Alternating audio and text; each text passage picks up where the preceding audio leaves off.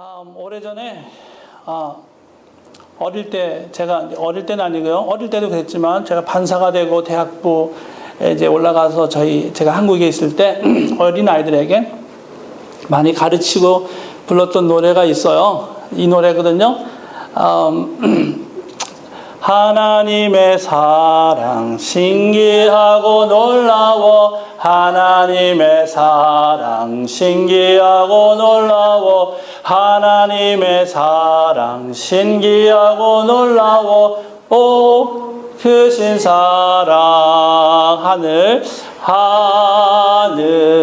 그보다 높고 바다 그보다 깊고 우주 그보다 넓은 오 크신 사랑, 이렇게 부르는 거죠. 많이들 부르셨죠. 근데 이 노래요, 이렇게 요즘 다시 부르면서 너무너무 마음에 와닿는 거예요. 하나님의 사랑 신기하고 놀라워서요 다 알 수 없어요. 여러분들 하나님의 사랑 아세요? 얼마나 깊고 넓은지 높은지 아세요? 몰라요. 아마 하나님 앞에 섰을 때나 알 수 있을까? 지금 다 몰라요. 그게 얼마나 깊은지. 그래서 우리 어릴 때 어떻게 불렀냐면요, 하나님의 사랑 신기하고 놀라워 오 계속하는 거예요. 그래서 왜 그러냐면 너무 놀라워서 오 크신 사랑 그랬어요. 오늘 우리가 읽은 두 부분이에요. 여호수아하고 사무엘 하는데요, 공통점이 있어요. 누구에 관련된 이야기냐면요, 기브온 사람이라고 하는 부족에 관련된 이야기예요. 300년에서 400년 사이를 두고 일어났던 이야기거든요. 근데 이 이야기를 통해서요, 오늘 여러분 이제 구약의 이야기들요, 이 구약과 신약은 하나가 되어 한 성경이에요. 따로 떨어져 있는 성경이 아니거든요. 그래서 구약을 보면서요, 우리는 신약의 십자가로 맞춰지는 바로 그 초점을 가지고 항상 이 구약의 이야기들을 이해해야 돼요.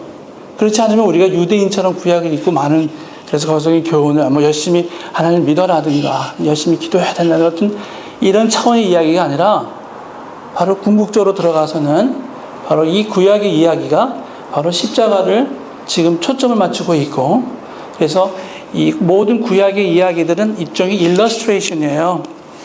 예수 그리스도로 초점 맞춰 나가는. 그래서 그 초점이 결국에는 십자가에서 완성돼서 컬미네이트 됐다 그러고 완성됐다 그러고 극대화됐다 그러고 하는 그러한 표현을 써요. 그래서 오늘 여러 이야기가 있지만 이 구약에서 하나님의 모습들을 보면서요, 특별히 이 기브온을 향한 하나님의 모습을 보면서 와 어떻게 이렇게 하실까?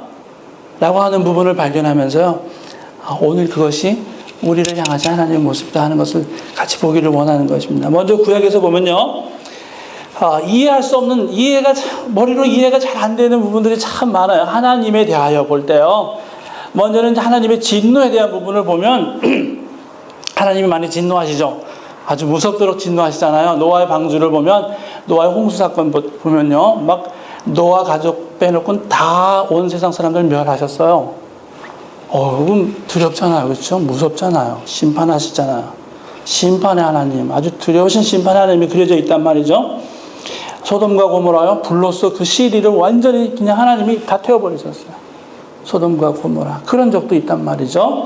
그리고 여리고성, 사람들이 그냥 라합만 빼놓고, 라합과 가정 빼놓고 다 그냥 하나님께서 또 지진을 통해서 다 무너지게 하셔서 다 거기 다 멸절시키시고 하는 그런 진노, 심판의 하나님이 보인단 말이죠. 지금 하나님 무섭다, 두렵다, 이런 마음을 가질 수 있어요. 동시에 하나님께서요, 자기의 백성에 대해서 얼마나 사랑하시는지요.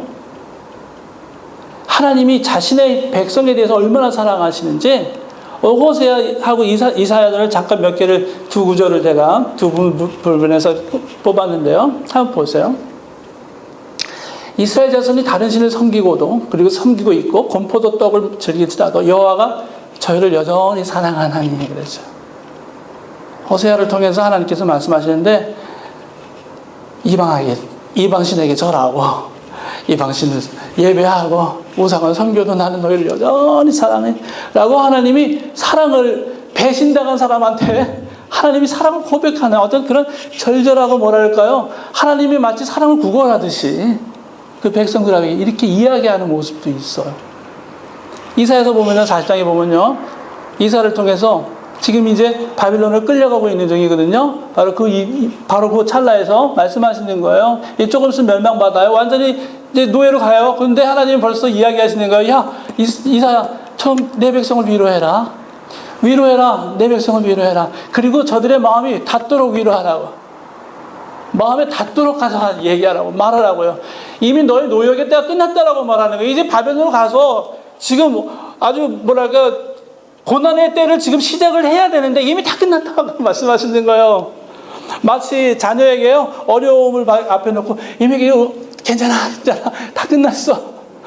막 안타까워서, 안 되어서, 그리고서는 이것이 다 끝난 이후에 회복될 걸 미리 말씀해 주시고, 예레미야를 통해서 시편이 차면 다시 돌아온다고도 미리 바벨론으로 끌려가는 백성들에게 미리 말씀해 주셔서 마음 상하지 않게 하시려고 하는 이런 식의 하나님의 모습, 여전히 죄짓고 있고 회개하지 않고 있는 백성들에게 지금 하시는 말씀이거든요. 하나님 제가 잘못했어요 하고 회개하면 나오는 사람들이 아니란 말이죠. 하나님이 자기 백성을 이렇게 사랑하셔요. 참 이것도 이해가 안 돼요. 그런데요, 동시에 더 이해가 안 되는 게 있어요. 이방 백성, 하나님이 멸절하라, 진멸하라 하고 하는 그런 이방 백성을 향해서도 하나님께서 얼마나 사랑을 하시는지, 우리 잘 보시면 개인적인 차원에서도 우리가 지금 여리고성의 기생 라합을 잠깐 얘기했잖아요. 그 가족은 살리셨단 말이에요. 기생 창녀. 말도 안 되는 사람이에요. 이 사람이 나중에는 살몬이라는 사람하고 결혼해서 이스라엘 가운데 들어와서는요, 다윗의 선조가 된단 말이죠. 야, 어떻게 이렇게 가능하지? 하나님이 그토록 또 미워하고 진멸의 대상이 되는 이방 백성 가운데, 아니 구원의 역사 속에서 구속사에서 하나님이 계획에 쓰시는 사람까지도 나온단 말이에요.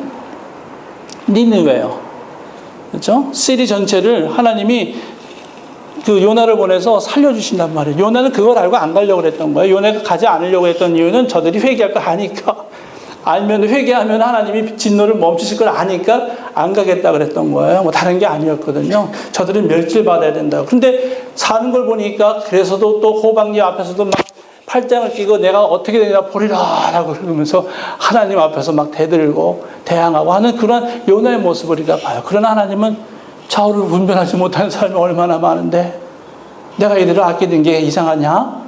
합당치 아니하냐? 라고 하면서 점점점점 하고 대답 없이 끝나요. 하나님 마음은, 절절한 마음을, 이방을 향한 마음을 보여주신다 말이죠. 오늘 본문을 통해서요, 더 이해가 안 가는, 정말 이방의 백성 가운데 백성, 이제 여호수아를 통해서 가나안 땅에 들어와서 만나는 사람들 가운데, 이방 가운데 기브온이라고 하는 사람이 있는데요. 이 기브온 사람들을 통해서 하나님께서 이제 오늘 우리에게 하나님의 이해할 수 없는 사랑을 알려주신단 말이에요. 오늘 그것을 한번 같이 보기를 원하는 건데요. 첫 번째, 세 가지예요. 세 가지인데요. 첫 번째, 이방 기브온 사람들을 향해서 하나님의 얼마나 어떤 사랑을 보이셨냐면요, 지금까지 말씀드렸듯이요, 하나님의 본심은, 하나님의 본 마음은 멸망이 아니라 구원이시라는 거예요. 이방 백성이건 모든 백성이건요, 멸망이 아니라 구원이시라는 거예요. 하나님은요, 심판하시고 멸망시키시려고 하시는 게 본 뜻이 아니세요. 우리는 오해하죠. 우리가 그래서 잠깐 어떨 때는 우리가 막 심판하고 우리가 막 정죄하려고 하죠. 이게 하나님의 모습인 것처럼 생각해서요. 아니에요. 하나님은요, 구원이, 생명 주심이, 살리는 것이 하나님의 일이세요. 하나님 거기 초점 맞추고 계세요. 오늘 그것을 먼저 보는데요. 요단강을 건넜어요. 이제 여리고성 무너뜨리고 아이성했어요. 그리고 이제 점점 들어가니까 이방 백성들이 이거야 큰일 났다 해서 모이기 시작했어요. 그래서 여호수아 9장 1절에 보시면요, 여기 아이성 함락 이후에 이제 사람들이요, 아모리, 가나안, 브리스, 히위, 여부스 이런 사람들이 모여서요 일심으로 그랬죠. 이스라엘과 맞서 싸우려고 그랬어요. 그런데 이들과 달리 한 부족 기브온이라고 하는 족속들은요 안 되겠다, 이거 우리가 이들과 싸워서는 죽을 것 같다라고 생각하고 수를 썼어요. 그래서 위장을 한 거죠.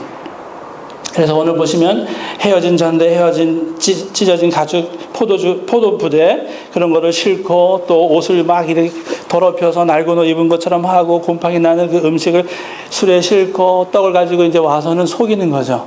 여호수아에게 우리는 먼 데서 왔어요. 이쪽 지방, 이쪽 가나안 땅 사람은 아니에요. 우리랑 화친하십시다. 이렇게 된 거죠. 오늘 여기서 먼저 보시면요, 이 기브온 사람들이요, 오늘 본문에서 9장 24절에 보면요, 다음 보시면 이들이 뭐라고 말하냐면요, 당신의 하나님 여호와께서 그의 종 모세에게 명령하사 이 땅을 다 당신들에게 주고 이 땅 모든 주인을 당신들 앞에서 멸하라 하신 것이 당신의 종들에게 분명히 들림으로, 이런 말을 해요. 당신의 여호와 하나님께서 그렇게 해요. 9장 24절에 보시면요, 이들은요 지금 이스라엘 백성이 두렵지만 이스라엘 백성을 여기까지 오게 하신 하나님을 보고 있어요. 그 여호와 하나님이 이들을 통해서 지금 우리 다 죽이시는구나를 두려워했어요. 믿음이 있었던 거예요. 어떤 면에서 그들은 하나님을 믿었어요.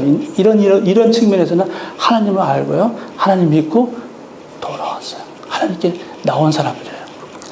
사실요, 가나안 땅에 하나님께서 들어가면 이방 민족을 다 멸절하라고 하는 그 이야기는요, 이 측면에서 보면요, 하나님이 지금 이스라엘을 통해서 이방 백성들에게, 가나안 이방 백성들에게 지금 이야기하고 계시는 거예요.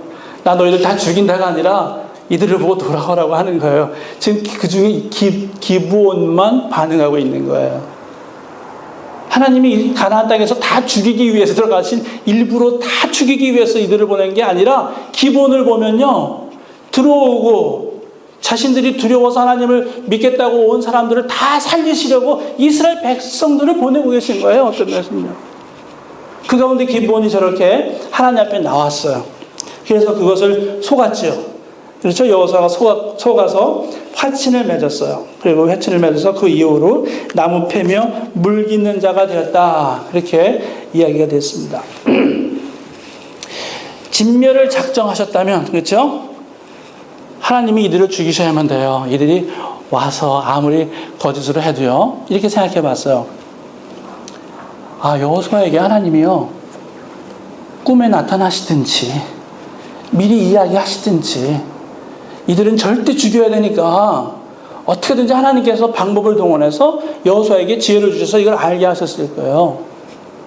근데 하나님은 지금 가만히 계세요. 이들이 들어와서 화친을 맺어서 살게 놔두도록 하나님이 지금 침묵하고 계신단 말이죠. 그래서 제가 이렇게 생각해 봤어요. 이 기브온 사람들이 지금 하나님 거짓으로 속여서 이렇게 와서 살기 위해서 오는데 하나님이 속아주시는구나, 이렇게까지 여겨져요. 하나님이 속아주세요. 하나님이 이 사람들이요, 하나님을 두려워해서 온 이방 백성들이요, 가서 다 죽이라고 한 사람들인데 하나님을 두려워했고요, 하나님 앞에 나오니까 이들이 아무리 거짓말을 하고 와서도요, 하나님이 그저 지금 여호수아의 인원을 가르쳐서는요, 그냥 그대로 그 화친 조약을 맺게 해서 이들을 살려주고 계시는 모습이 오늘 보여요. 여기서 하나님의 본 마음을 알아요. 하나님은요, 심판하고 죽이시는 분이 아니에요. 하나님은 어떻게 하든지 살리시려고 하시는 분이에요. 하나님은 구원이 목적이신 분이세요. 심판이 아니라 구원이고요, 멸망이 아니란 말이시죠. 제가 오래전에요, 필라델피아에 있을 때였어요. 거기에 기도 모임이 있어서요, 기도 모임에 참석했는데 여러 그곳에 있는 사람들이 다 모여서 기도하는, 중보 기도하는 거였어요. 그래서 한국 분들만 모인 게 아니라 여러 민족들이 같이 모이고, 거기 뭐 백인 교회, 뭐 흑인 교회 다 모여서 기도를 하는데, 잠시 어떤 분이 나가서 자기 간증을 하겠다고 하는데 어떤 여자분이 나가시더라고요. 근데 여자분이 나가셔서 간증하기 시작하는데 이제 제가 이렇게 앉아서 봤는데, 참 멋지게 생기고 참 우아하게 생긴 어떤 아주 현숙한 어떤 중년의 여자분이세요. 그러면서 이제 나가서 잠시 얘기를 하기 시작하는데 자기가 이렇게 얘기하는 거예요. 여러분, I was a nude dancer. 그러는 거예요. 여러분, 나는 옷을 다 벗고 춤추는 사람이었어요. 그러는 거예요. 그래서 갑자기 제가 놀랐어요. 그러면서 제가 그분을 갑자기 볼 수가 없는 거예요. 막 그게 연상이 되고 어떻게. 근데 그분이 계속 이야기하는 거예요. 그러나 내가 정말 세상에서 막 타락한 삶을 살고 있을 때 누군가를 통해서 하나님을 만나게 됐어요. 주님 만나게 됐어요. 그분이 나를 얼마나 사랑하는지 알게 되었어요. 이 모든 삶을 정리하고 이제 저는 하나님의 사람이 됐어요. 그분이 어떤 사람이냐면 그 필라델피아 한 지역에 중보기도의 팀을 운영하는 중보기도의 기도의 여인이었어요. 굉장히 파워풀한 여인이었어요. 그런데 바로 그런 삶을 살았었다라고 얘기하면서 자기가 하나님을 만나서 하나님이 자신의 삶을 변화시킨 이야기를 하는 거예요. 제 마음속은요, 어떻게 저런 사람이 이런 거였어요? 그럼 제가 회개하는 거예요. 그런 사람을 하나님은 또 만나주셔서 하나님의 아름다운 연인으로 변화시키는데 왜 네 마음속에서는 그렇게 생각하냐는 거예요. 하나님의 본심은 그 누구도 다 회개하여 하나님의 아름다운 인생으로 하나님의 그 이미지를 닮은 사람들, 그 사람으로 다시금 변화시키시려고 하는데 왜 내가 내 생각과 내 기준을 가지고 내 의로움을 가지고 사람들을 보려고 하느냐? 하나님의 본심은 구원이시고 변하시고 회복이신데 말이죠. 신약성경 요한복음 8장에 보면 가늠하다 붙잡혀온 여인이 있죠. 가늠하다 붙잡혀온 여인이요. 현장에 잡혀왔다 그래서 현장에서요. 옷도 제대로 못 입고 막 사람들이 질질 끌고 왔었던 것 같아요. 그 사람들은 자기 법이 있었어요. 율법에 해당해서 이 여자는 죽여야 된다고 예수님 앞에 시험하려고 데려왔어요. 예수님 앞에 생각해 보면은 옷도 제대로 못 걸치고 와서 예수님 앞에 앉았었던 것 같아요. 예수님 뭐라고 쓰셨죠? 그리고 나서 여기서 죄 없는 자가 먼저 돌을 쳐보라고 그러셨어요. 사람들이 돌 두고 있다가 다 놓고 갔어요. 그리고 주님이 그 딸에게, 그 여자에게 이렇게 얘기하는 거예요. 예수께서 일어나서 여자 외에 아무도 없는 것을 보시고 이르시되 8장 10절입니다. 요한복음 여자여 너를 고발하던 그들이 어디 있느냐? 너를 정죄하는 자가 없느냐? 대답하여 주여 없나이다. 예수께서 이르시되 나도 너를 정죄하지 아니하노니 가서 다시는 범죄하지 말아라. 그렇게 말씀하시죠. 이 여인이요. 회개했기 때문에 용서하셨나요? 본문을 가만히 보니까요. 주님이 회개했기 때문에 용서한 게 아니에요. 이 여인은 회개조차도 몰라요. 정신이 없어요. 수치스럽고 죽고 싶고 지금 죽을 위험에 있어서 어떻게 해야 될지 모르고 이 비참한 여인, 그 여인을 주님은요 정죄하지 않으셨어요. 그저 먼저 용서하셨어요. 그러니까 회개하는 거예요. 회개하니까 용서한 게 아니라 용서해 주셨어요. 그 용서를 알고 나니까 회개하는 거예요. 보니까요. 하나님께서 오늘 우리를 대하실 때요. 어떻게든지 구해 주시려고요. 어떻게든지 살려 주시려고요. 어떻게든지 회복시켜 주시려고요. 이스라엘 가운데 들어온 거짓으로라도 들어온 하나님을 두려워해서 들어온 이 기브온 사람들을요. 하나님이 눈 감아 주신 거예요. 살려 주시려고요. 이것이 먼저 하나님께서 우리를 향해서요. 해주신 일이었어요. 요한복음 3장 16절이요. 어떻게 말씀하세요? 하나님이 세상을 이처럼 사랑하사 독생자를 주셨어요. 그 이유가 뭐라고 말해요? 그를 믿는 자마다 멸망치 않게 하시려고요. 하나님의 아들을 주신 이유는 멸망이 아니고 영생이죠. 그리고 또 말씀하시기를 아들을 보내신 이유는 심판이 아니고 구원이라고요. 심판이 아니고 구원인데 우리는 심판을 먼저 해버려요. 회복이 먼저고, 그렇죠? 하나님은 살리시는 게 먼저인데 우리는 먼저 정죄해버리고 말아요. 오늘 우리의 모습은요, 먼저 하나님이 얼마나 회복하기를 원하시고 생명 주시기를 원하시고 풍성한 삶을 원하시는지 그 어떤 죄인 거예요. 그 어떤 죄인도 사실 그래서 우리가 여기 있는 거 아니겠어요? 우리는 그 사실을 잊어버려요, 많이요. 그러고서는 우리가 굉장히 의로운 사람인 것처럼 생각을 하고 그렇게 행동할 때가 참 많아요. 여러분, 오늘 우리는요, 하나님께서요, 구원받을 수 없었던 멸절의 대상이었던 기브온과 같은 사람이었어요. 근데 하나님이 눈 감아 주신 거예요. 그리고 용서해 주셨어요. 하나님이 먼저 찾아와 주셨어요. 내가 하나님을 열렬히 찾아서 하나님이 나를 보여주신 게 아니라 저의 경우는 그래요. 하나님이 찾아와 주신 거예요. 그리고 알려주셨어요. 그분이 누구신지를요. 그 사랑이 뭔지 알려주시니까 그 다음에 무릎 꿇게 돼요. 그리고 그 사랑이 너무 무거워서 너무 무겁더라고요. 그 십자가의 사랑이 너무 헤비해요, 사실은요. 생각하면 생각할수록 너무 무거워요. 이걸 어떻게 감당할 수가 없어요. 그래서 그 사랑에 보답하려고요. 뭘 드릴까요? 하다 보니까 제 생각에 삶을 다 드리기도 모자르더라고요. 삶을 다 드려도 모자라요. 바로 그런 무게와 그런 무거움으로 우리를 사랑하신 주님 발견하는 것이, 이것이 복음에서 우리에게 해주신 분이다 하는 것을 오늘 우리에게 알려주십니다. 자, 이제 두 번째로요.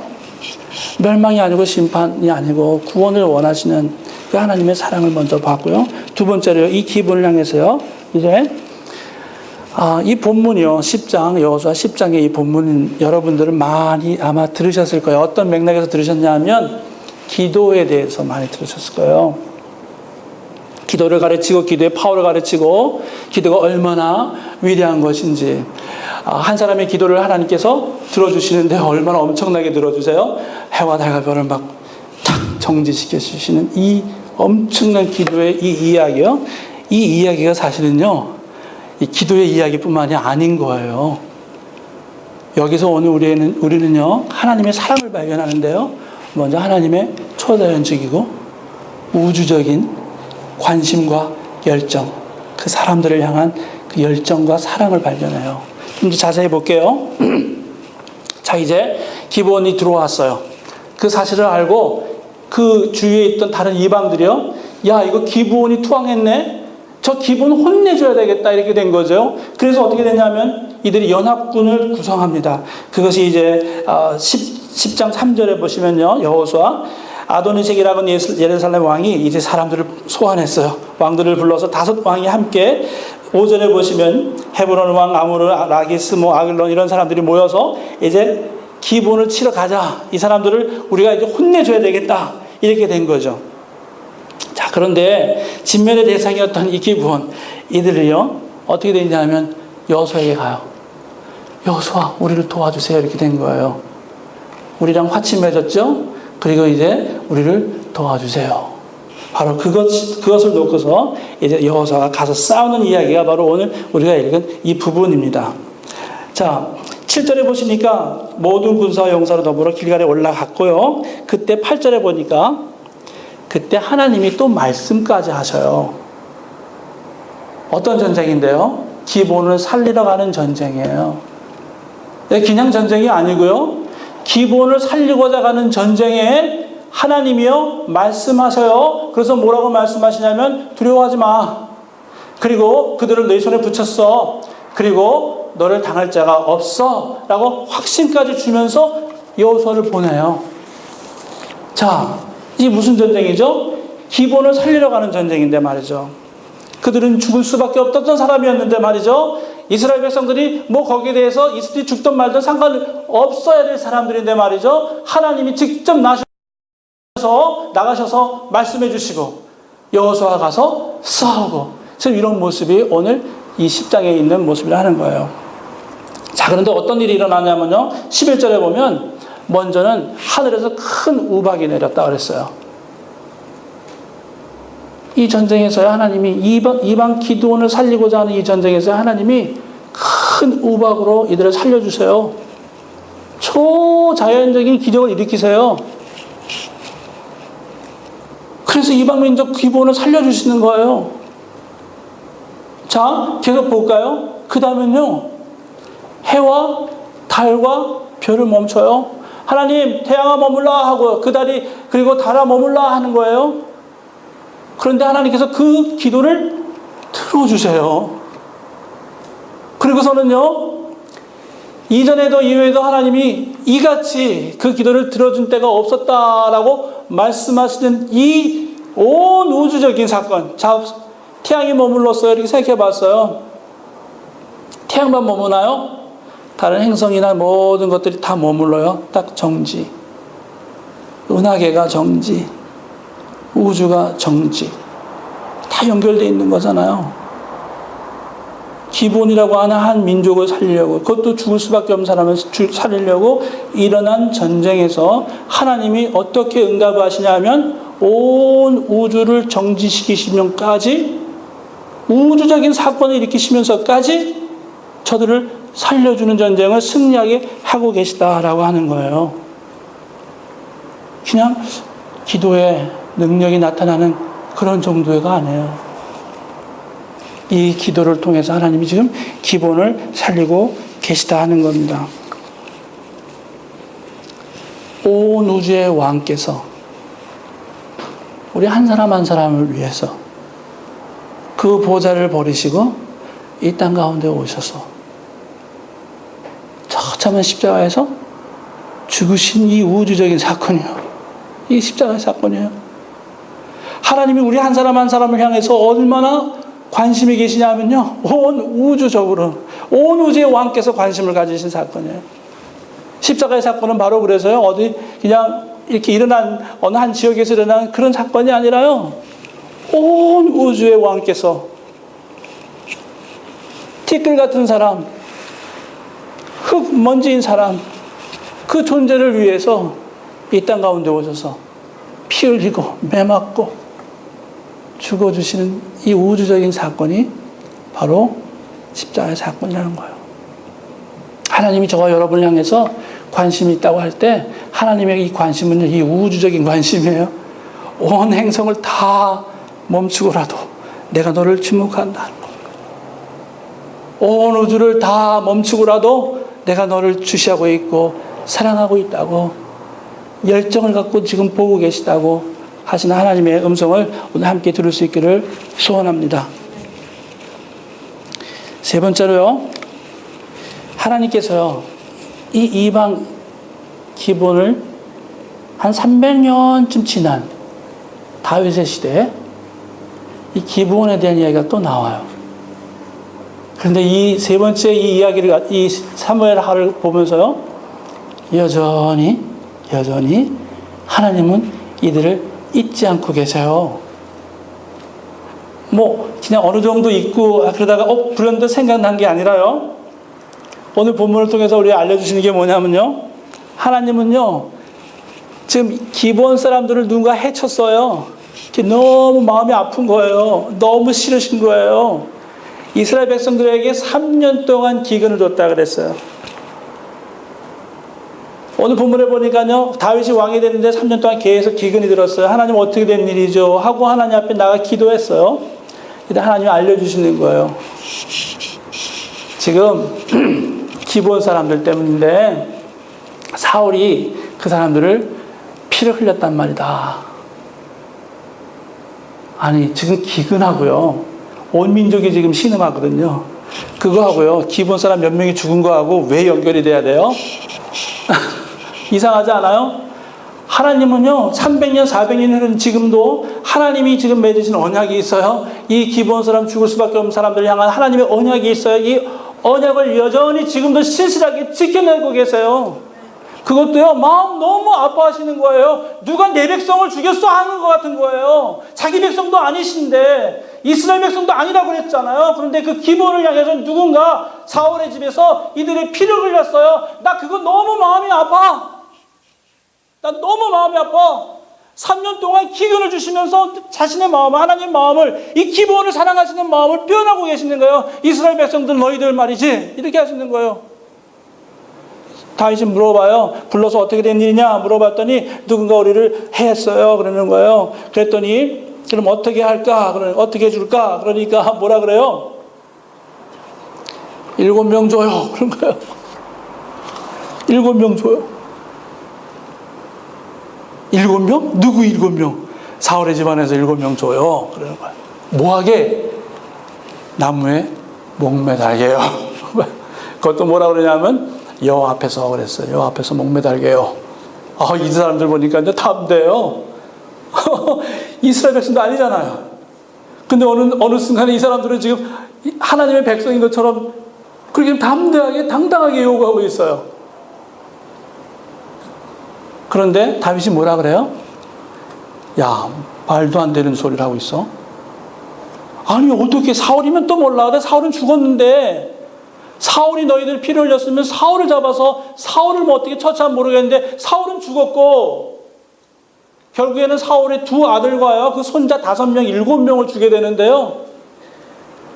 그 아이들이 무슨 죄가 있어? 그 아이들하고 너희 이야기하고 무슨 이유가 있어? 무슨 연관성이 있어? 무고한 그 아이들을 왜 달라고 해? 말도 안 돼. 저리 가.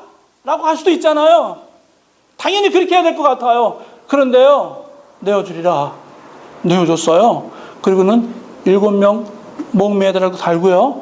그리고 나서 그때서야 기도를 들으시고 기근을 멈추셨다 그래요. 여러분 이해가 되세요? 그 7명이 왜 죽어야 돼요? 무고한 사람, 그냥 사울의 집안에 있었던 자녀라고 하는 이유 때문에 죽어야 돼요? 할아버지 저 윗대에서 일으킨 그것 때문에 지금 죽어야 돼요? 말이 안 되잖아요. 다윗, 당신 너무 지나쳐.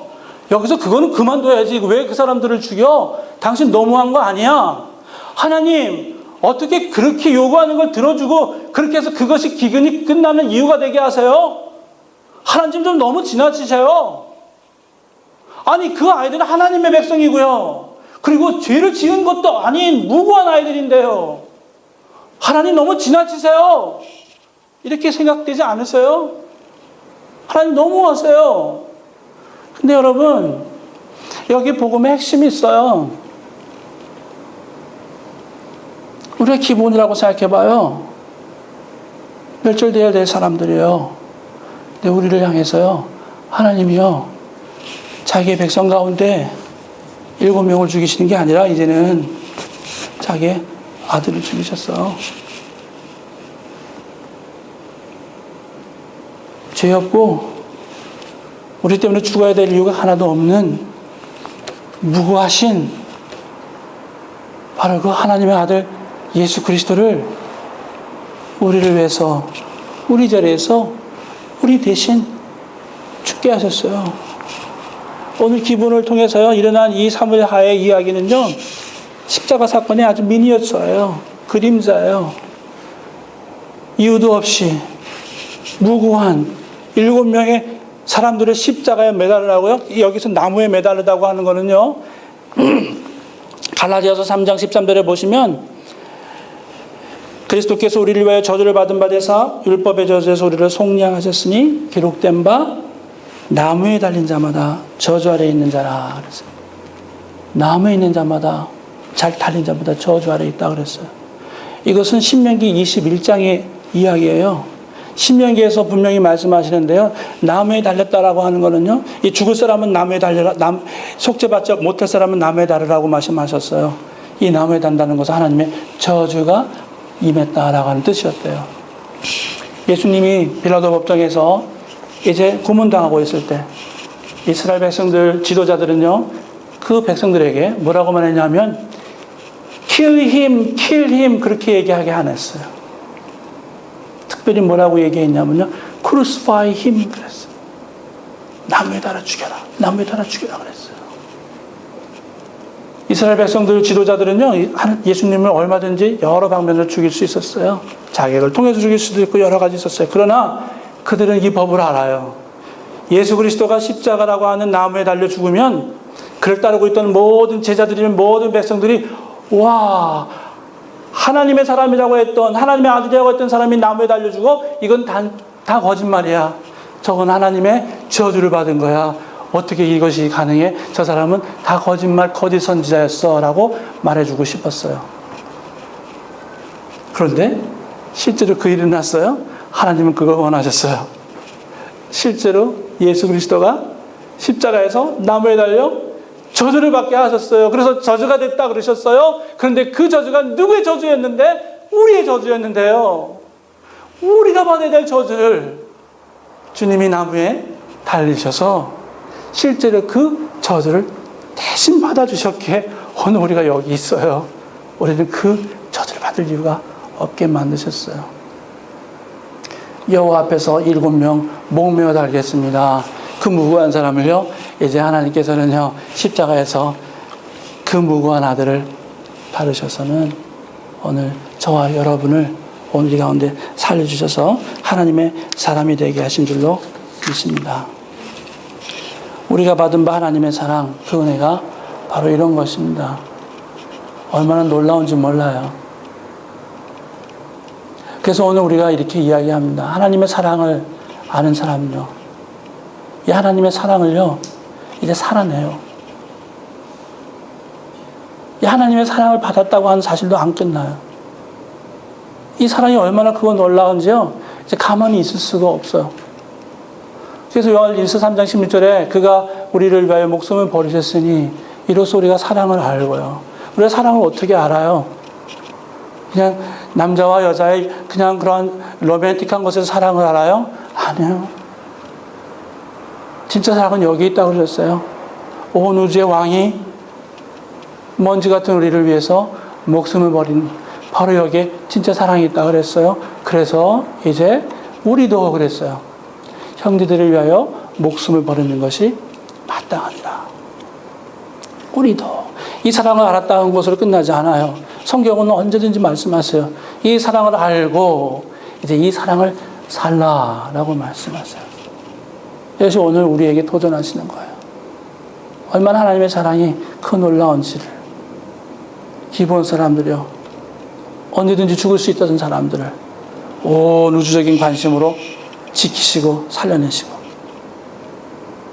그리고 지금도 여전히 온 300년, 400년이 지나도 여전히 그들을 지키시고, 그리고 그들의 복수를 하기 위해서 무고한 백성을, 자기 백성을 남에 다는 정도로 하나님께서 그 백성을 위해서 살려주시고 사랑하셨듯이 오늘 우리 한 사람 한 사람을 그렇게 사랑하시는, 이해할 수 없어요. 하나님 너무 지나치셔야 할 수밖에 없어요. 내가 뭐 그렇게 중요해요? 우리가 뭐 그렇게 중요한데 하나님 아들을 그렇게 죽이세요? 나 때문에요? 우리는 그렇게 얘기해야 돼요. 하나님 너무 지나치신 거 아니에요? 하나님 아니야. 내가 너를 그렇게 사랑한다는 거예요. 아들보다 더 사랑하게 아들을 포기할 수 있었다라고 하시는 것이 오늘 우리에게 주시는 복음의 메시지가 되는 줄로 믿습니다. 이 예를 드리고 마칠게요. 어느 한 여인이 있었어요. 아프리카에서 선교사로 계신 분인데요. 한국 선교사 분이 가서 만난 분이래요. 근데 이분이 노년에 혼자서 아프리카 오즈에서 여전히 선교 일을 하고 계시더래요. 그래서 그곳을 만나서 이야기를 들었어요. 어떻게 여기까지 이렇게 오셨어요? 자기가 아들을 낳았대요, 선교지에서. 이 아들을 낳았는데 미국 분이어서요. 장성하면서, 야, 여기에 메디컬 서폿이 이게 참 필요해서, 의사가 필요한데 네가 본국에 돌아가서 미국에서 의사가 돼서 돌아갔으면 좋겠다. 그래서 일을 계속했으면 좋겠다 하니까 아들도 좋게 여겼대요. 그래서 메디컬 스쿨에 합격이 돼서 이제 본국에 가서 미국 가서 의사가 됐어요. 그리고 이제 처음으로 팀을 만들었어요. 메디컬 팀을 만들어서 이제 그 아프리카 오지로 팀과 함께 왔어요. 그리고 잘 사역을 마쳤어요. 그리고 배를 타고 이제 돌아가는 길인데 그 당시 그곳에서 내전이 있었대요. 그 내전이 있었는데 그 내전에 그 반대 군인들인가 보죠. 그 가고 있는, 평화롭게 가고 있는 봉사일을 마치고 가는 사람들을 향해서 박격포와 총을 쏴갖고요. 15명 그 멤버들이 그 자리에서 다 즉사했어요. 어머니가, 선교사 어머니가 이건 말도 안 되는 거죠. 오열하고 힘들어하고 아파하죠. 그런데 여전히 그 어머니는요, 그 자리를 지키고 거기서 선교 일을 하고 있는 거예요. 선교사가 물어봤대요. 여기서 어떻게 계속 이렇게 할 수 있어요? 자녀가 그렇게 정말 너무 어이없이 그냥 아들을 잃은 거 아니에요? 근데 그분이 그렇게 얘기하시더래요. 제 아들을 추억하기 위해서 있는 것도 아니고요. 너무 안타까워서 그런 것도 아니에요. 저는 여전히 이들을 사랑해요. 자기 자녀를, 자기 아들을 죽인 그 네이티브 그 사람들을 여전히 사랑해요. 그래서 나 여기 있어요. 내 목숨이 다하는 데까지 이들을 섬길 거예요. 라고 하신다는 거였어요. 아, 하나님의 사랑이 이런 거 아닌가? 자기를 죽였어요. 자기 아들을 죽였어요. 우리는 하나님이 원수라 그랬어요. 우리 하나님과 원수된 우리를 향해서 하나님이 자기 아들을 오히려 제물 삼으셔서 그 원수가 되며 대가를 치르게 하시고는 우리를 여전히 끝까지 사랑하시는 거예요. 끝까지요. 요한복음 13장에 말씀하시잖아요. 주님께서 자기에게 자기의 사람들을 사랑하시되 끝까지 사랑하신다고. 특별히 베드로요. 저기 하나님께 자기 사람들이라고 말했을 때 우리가 먼저 생각하는 제자들이 있겠죠. 십자가에 달리시면서 다 도망갔어요. 예수님을 욕을 하며 부인했어요. 베드로는 3번씩이나 부인했어요. 다 도망갔어요. 무서워서요. 그러나 주님 부활하셔서 그들을 만나시면서 네가 나를 사랑하느냐. 사랑을 다시 회복시켜 주세요. 내가 너를 얼마나 사랑하는지를 다시 알려주세요. 그리고서 저들을 다시 회복시키세요. 사랑을 깨달으니까 다시 돌아와요. 때려서 또 뭐 이렇게 해서가 아니라 사랑을 알려주셔서 사랑에 감동하여 우리가 하나님의 법을 지키고요. 하나님의 사랑으로 살기를 소원하는 사람들이 우리 모두가 되는 줄로 믿습니다. 배신하고 모두 주님을 떠나버렸지만 주님은 여전히 사랑하셔서 우리를 지금까지도 인도하셔서 오늘 이 자리에 있게 하시는 줄로 믿습니다. 기도의 제목을 한번 드릴게요. 여러분, 그래서요, 오늘 우리 죄인을 향하신 하나님의 사랑, 이 하나님의 사랑을 다시금 깨닫게 해주세요. 더 깊게 깨닫게 해주세요. 기본이요, 우리 기본보다 더한 사람들이었어요. 우리는 하나님께서 오래전에 진멸할 수도 있었던 사람들이었는데 오늘 여기 있게 하셨어요. 온 우주를 정지시키시면서도까지도 오늘 우리를 보호해 줄 수 있는 하나님이세요. 아들까지 내어주셨어요. 바로 그 하나님의 사랑을 다시 한번 감사하면서 주님 앞에 나아가는 시간 되기를 원합니다. 동시에 하나님 앞에 우리가 이렇게 했으면 좋겠어요. 이제 그 사랑을 알았기 때문에요. 이 사랑이 나한테 지금 부어지고 있어요. 끝나지 않고 있어요. 우리가 어려우고 힘들 때요. 의심해요. 제일 의심이 되는 게 뭐냐. 하나님이 나를 싫어하시는 것 같다 하는 생각이 들을 때가 있어요. 어렵고 힘드니까요. 아니에요. 잠시 잠깐 하나님 우리를 디서플린 한다고 하셨죠. 하나님 싫어하시는 거 아니에요. 어렵고 힘든 과정을 지나실 때 여러분 혹시라도 하나님의 사랑에 대해서 의심해 간다면 아니라고 말씀하세요. 오늘 하나님 여전히 나를 끝까지 사랑하신 하나님. 쫓아오신 하나님이요. 십자가까지 쫓아오신 하나님이세요. 그의 선하심과 인자하심이 정녕 나를 따른다고 했잖아요. 어디까지 따라와요? 십자가까지 따라오신 하나님이세요. 그 하나님께서 오늘 우리와 함께 하시고요. 절대 놓지 않고 계시다고 하는 것을 오늘 300년, 400년이 지나도 기본 사람들을 여전히 주시하고 있다고 하시는 사실, 오늘 우리도 여전히 하나님께서 보고 계시고 붙들고 계시고 회복시키기를 원하시고 다시금 하나님의 사람 되기를 원하셔서 하나님의 일을 감당하는 사람 되기를 원합니다 하는 그런 소망을 갖는 저와 여러분 다 될 수 있기를 소원합니다.